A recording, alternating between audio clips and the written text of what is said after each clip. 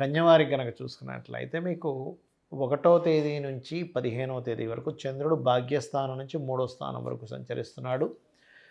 దశమ స్థానంలో వృత్తి స్థానంలో గురువు, ద్వాదశంలో ఖర్చు స్థానంలో కేతువు. 4 గ్రహాలు ఈ 15 రోజుల పాటు అంటే దాదాపుగా 13వ తేదీ వరకు 4వ స్థానంలో సంచరిస్తున్నాయి. దాని తర్వాత శుక్రుడు రవి మారిపోతున్నాడు 5వ స్థానంలోకి. 6వ స్థానంలో రాహు సంచరిస్తున్నాడు శత్రు స్థానంలో. మీకు వివాహము పార్ట్నర్షిప్ స్థానంలో శని యొక్క సంచారం జరుగుతుంది. ఈ యొక్క గ్రహస్థితిని అనుసరించి మీకు ఈ పక్షంలో ఎలా ఉండబోతుంది, ఏ విషయాల పట్ల జాగ్రత్త వహించాలనేటువంటి అంశాలు చెప్తుంది. నేనైనప్పటికీ కూడా చెప్పిస్తుంది సాక్షాత్ లలిత అమ్మవారిగా భావిస్తూ, మీకు ఎప్పుడైతే ఈ 1వ తేదీ ఉచ్చస్థానంలో చంద్రుడు ఉంటాడో లాభాధిపతి, ఆ రోజు మీరు వ్యాపార పరంగా లేదా తండ్రి పరంగా హైయర్ ఎడ్యుకేషన్ రిలేటెడ్ సంబంధించిన విషయాలు ఏదైతే మీరు ప్రయత్నం చేస్తారో అది బాగుంటుంది. కాకపోతే ఉద్యోగ సంబంధించిన విషయంలో ఎట్టి పరిస్థితుల్లో 2, 3, 4 తేదీలు కొంత జాగ్రత్తగా ఉండండి. అలాగే ఇన్వెస్ట్మెంట్స్ ఎట్టి పరిస్థితుల్లో 7, 8 తేదీలు చేయకండి.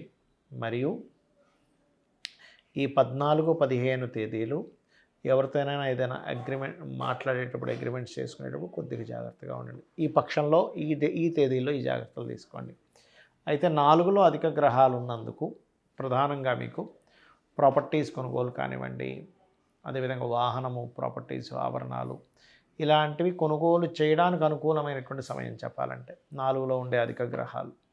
మరి 5లోకి వెళ్ళిపోతుంది. 13వ తేదీ శుక్రుడు మారుతున్నాడు, దాని తర్వాత 14వ తేదీ రవి మారుతున్నాడు. మకర సంక్రాంతి కూడా మనకు వస్తుంది. కాబట్టి నేను చెప్పేది ఒకటే, ఇక్కడ మీరు ఏదైతే చేస్తారో అంటే మీ పక్ష ఫలితాలలో మనకి పంచమ స్థానంలో శుక్రుడు ఉన్నప్పుడు మీకు 13వ తేదీ నుంచి సంతానం కోసం చేసే ప్రయత్నం అనుకోండి, లేనట్లయితే క్రియేటివ్ ఫీల్డ్లో సినిమా ఫీల్డ్లో ఉండేటువంటి వారికి వచ్చే అవకాశం అనుకోండి, స్నేహితుల ద్వారా కొంతవరకు లేదా లవ్ అఫైర్ రిలేటెడ్ సంబంధించిన విషయాల్లో కొంతవరకు అనుకూలత ఇటువంటివి కనబడుతున్నాయి. అయితే ఇక్కడ 6వ స్థానంలో రాహు ఉన్నందుకు కాంపిటీషన్ విషయాలు చక్కగా కలిసి వస్తుంది. అదేవిధంగా సాఫ్ట్వేర్ రంగాల్లో ఉండేటువంటి వారికి కూడా ఉద్యోగ అవకాశాలు వస్తాయి. కాకపోతే 7వ స్థానంలో ఉండేటువంటి శని భగవానుడు ఉండేటువంటి స్థితి కొంచెం వివాహము, పార్ట్నర్షిప్స్ విషయాల్లో అవతల వాళ్ళు చెప్పవలసినటువంటి సమాధానం తొందరగా చెప్పకపోవడం వల్ల పోస్ట్పోన్ అవ్వడం, లేట్ అవ్వడం అనేటువంటిది జరుగుతూ ఉంటుంది. మంగళ మరియు ఆదివారాలు ఎటువంటి ఇన్వెస్ట్మెంట్స్ చేయకండి దయచేసి. 12వ స్థానంలో కేతు సంచారం జరుగుతుంది కాబట్టి. అయితే ఈ కేతు ఇంకొక 11 నెలలు ఉంటాడు అక్కడ. కాబట్టి రాబోయే 11 నెలలు కూడా మీరు ఇన్వెస్ట్మెంట్స్ చేసే విషయంలో కాస్త జాగ్రత్తగా చేయాలి. ఇక తప్పనిసరి ఇంకా వివాహ సంబంధాలు కుదురుతున్నాయి అట్లాగా అని అనుకున్నప్పుడు మాత్రం ఖచ్చితంగా మీరు నువ్వులు, ఉలవలు దానంగా ఇవ్వండి. నవగ్రహాలు, శని, కేతు గ్రహాల దగ్గర దీపారాధన చేయండి. ముఖ్యంగా వెంకటేశ్వర స్వామి యొక్క ఆరాధన చేయండి. అన్ని విధాలా మీకు బాగుంటుంది. గోచార ఫలితాలతో పాటు మనం ప్రధానంగా చూసుకోవాల్సింది మన జన్మజాతక ఫలితాలు. ఎందుకంటే ఎవరి కర్మ వారిది. ఎందుకంటే ఇక్కడ దేశకాల పరిస్థితులు ఎలాగున్నా కూడా మీ జన్మజాతకంలో కనుక మీకు నడుస్తున్నటువంటి మహాదశలు, అంతర్దశలు, యోగాలు బాగుంటే కాలంతో సంబంధం లేకుండా మీ రూట్ మీకు చక్కగా వెళ్ళిపోతూ ఉంటుంది. అయితే పర్సనల్ చార్ట్ చూపించుకునేటప్పుడు అసలు ఎటువంటి విషయాలు టచ్ చేయడం జరుగుతుంది, ఎటువంటి విషయాలు తెలుసుకోవడం జరుగుతుంది అనేటువంటి చాలామంది అడుగుతున్నారు. ముందుగా మనకి లగ్నం నుంచి 12 భావాలు ఉంటాయి, గుర్తుపెట్టుకోండి. లగ్నము అంటే జీవుడు, అతని యొక్క తత్వం ఏమిటి అనేది మనిషిని చూడకుండా జస్ట్ జన్మజాతకం చూసి ఈయన ఇలాంటి వ్యక్తి, కోపంగా ఉండే వ్యక్తా, కూల్గా ఉండే వ్యక్తా, లేకపోతే కొంచెం జాగ్రత్త ఎక్కువగా ఉంటాడా, ఆధ్యాత్మికంగా ఉంటాడా, సీక్రెసీగా ఉంటారా, బాగా తెలివిగా ఉంటారా, లేనట్లయితే ఎక్కువ గొడవలు పెట్టుకుంటాడా, వర్కాలిక, బిజినెస్ మైండెడా, సేవాతత్వం అన్నీ తెలుస్తాయి, గుర్తుపెట్టుకోండి. ఇది ఇలా ఉంటే అతి ముఖ్యమైనటువంటిది ఏంటంటే మనిషికి ధనం మూలం ఇదం జగత్ అంటూ ఉంటారు. అంటే ఏమిటి, మనకు కావాల్సిన ధనం కాబట్టి దానివల్ల ఫ్యామిలీ రన్ అవుతూ ఉంటుంది. అయితే మీకు ఇక్కడ రూట్ ఏంటంటే ఆస్ట్రాలజీలో చెప్పే గొప్ప విషయం ఏంటంటే మీకు అసలు డబ్బులు వచ్చేటువంటి బిజినెస్లో వెళ్తున్నారు, లేకపోతే ఒక లైఫ్లో ఒక ఆశ ఉంటుంది, నేను ఫలానా సమయానికైనా నేను సంపాదిస్తానా లేదా, ఆ పర్టికులర్ పాయింట్ అనేటువంటిది చెప్తుంది, గుర్తుపెట్టుకోండి. అలాగే మరొక విషయం ఏంటంటే ఇక్కడ గమనించినట్లయితే దీంతో పాటు మీకు ఈ ధనాన్ని ఇచ్చేటువంటి కాంబినేషన్ ఒక ఎత్తు అయితే ధనం ఏ రూట్లో వస్తుంది, ఏ మార్గం ద్వారా ధనం వస్తుందని చిన్నప్పుడే తెలుసుకుంటే మీరు చదివే ఎడ్యుకేషన్ చాలామంది చూడండి పలానా చదివానండి కానీ నాకు అది ఉపయోగపడలేదు ఇంకో దాంట్లో వెళ్ళిపోయానంటూ ఉంటారు.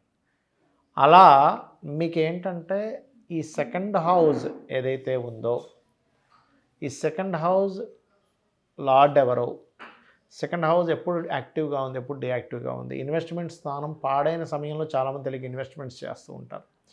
అటువంటిది పర్టికులర్గా ఏ ప్లానెట్ మీకు ఇన్వెస్ట్మెంట్ని ఆపుతుంది, దానికి ఎటువంటి పరిహారం చేసుకుంటూ ముందుకు వెళ్తే మీరు చేసే ఇన్వెస్ట్మెంట్స్ బాగుంటాయి. అది గృహం కొనుక్కునేది ఏ సమయము, అదేవిధంగా ఏ డైరెక్షన్లో కొనుక్కుంటే బాగుంటుంది, ఆల్ డైరెక్షన్స్ ఈజ్ గుడ్. అదేవిధంగా వివాహానికి కూడా సమయం ఉంటుందండి. అంటే ప్రతి వ్యక్తికి కూడా ఒక 20 ఏళ్ల వయసు, 20-21 ఏళ్ల వయసు నుంచి, కొంతమందికి 18-16 ఏళ్ల వయసు నుంచే కూడా స్టార్ట్ అవుతున్నారు కాబట్టి ఎర్లీ మ్యారేజ్ యోగం ఉండేటువంటి వారు ఆ సమయం నుంచే ప్రారంభమవుతారు. అయితే ఇక్కడ నేను చెప్పేది ఒకటే, మీ యొక్క జన్మజాతకంలో ఎప్పుడైతే మీకు వివాహం ఈ సమయంలో జరిగితే బాగుంటుంది అని ఉంటుందో ఆ సమయంలో చేసుకోవడమే అన్నిటికంటే ముఖ్యం. చాలామంది చూడండి పాయింట్స్ కలిసే కానీ విడిపోతున్నాము, ఏంటో మంచి ఫ్యామిలీ అనండి ఇద్దరి మధ్యన గొడవలు వచ్చాయంటూ ఉంటారు. అంటే వాళ్ళకి పర్టికులర్గా వివాహ జీవితాన్ని కొనసాగించేటువంటి సమయం నడవట్లేదు. ఏదో తంతు కొద్దీ ఏదో వివాహం జరిగింది కానీ దూరంగా ఉండేటువంటి యోగం నడుస్తుంది. అందుకే కొంతమంది చూడండి, నేను కొన్ని జాతకాలు చూసి 20 ఏళ్ళు 30 ఏళ్ళ తర్వాత కూడా విడిపోయిన వాళ్ళని చూసాను. ఎందుకు అంటే ఆ పర్టికులర్ టైం వాళ్ళకి ట్రిగర్ అవుతూ ఉంటుంది. ఇక్కడ 3 విషయాలు ముఖ్యంగా, అసలు ఎప్పుడు వివాహం చేసుకుంటే కరెక్ట్ అనేది తెలుస్తుంది మనకి జ్యోతిషశాస్త్రంలో. రెండవది, మన జన్మజాతకంలో ఒకవేళ సింగిల్ మ్యారేజ్, డబుల్ మ్యారేజెస్ ఏమైనా ఉన్నాయా, 2-3 వివాహాలు జరుగుతాయి కొంతమందికి వాళ్ళ జాతక చక్రంలో ఉండేటువంటి కాంబినేషన్స్ వల్ల. అలా జరిగేటప్పుడు మీరు ఎటువంటి జాగ్రత్తలు తీసుకుంటే మంచిది అనేటువంటి విషయం ఒకటి తెలుస్తుంది. అదేవిధంగా అలా ఉన్నప్పుడు ముందుగా అర్క వివాహం లేదా కుంభ వివాహం చేసుకోవడం మంచిది అనే విషయం కూడా చెప్పొచ్చు. అదేవిధంగా వివాహం అయిపోయిందంటే కానీ ఒక 20 సంవత్సరాలతో కూడా వస్తున్నాయి. ఆ పర్టికులర్ పీరియడ్ ఏమిటి, ఎందుకు ఆ పీరియడ్ ఇస్తుంది, ఆ సమయంలో కొంతమందికి దూరంగా ఉన్నప్పుడు తగ్గిపోతుంది దాని ప్రభావం. అంటే ఆ అబ్బాయి లేదా విదేశాలకు వెళ్తాడు ఉద్యోగం కోసమని, ఆ రకంగా. ఇదే సేమ్ ప్యాటర్న్ మీరు ఇన్వెస్ట్మెంట్స్ విషయంలో చూసుకోవచ్చు. అంటే ఎప్పుడు ఇన్వెస్ట్మెంట్ చేస్తే మంచిది, ఎప్పుడు ఏది కొంటే మంచిది, ఏది కొనకూడదు, అసలు మీ పేరు మీద కొనొచ్చా కొనకూడదా, మీ జీవిత భాగస్వామి పేరు మీద కొంటే మంచిదా, లేదా మీ పిల్లల పేర్ల మీద కొంటే మంచిదా. కొన్నిసార్లు ఏమవుతుందంటే వాళ్ళ పేరు మీద కొంటేనే దానికి లోన్ వస్తుందని ఉంటుంది. అప్పుడు ఏమిటండి మరి నా పేరు మీద ఇన్వెస్ట్మెంట్స్ చేయకూడదని ఉంది, ప్రాపర్టీస్ కొనకూడదు అంటున్నారు, మరి మా బిజినెస్ పేరు మీద కొనాలంటే రాదు అన్నప్పుడు, అప్పుడు అది ఏ ప్లానెట్ ద్వారా మనకి ఇబ్బంది ఇస్తుందో ఆ పర్టికులర్ ప్లానెట్కి సంబంధించిన పరిహారం చేసుకోవచ్చు.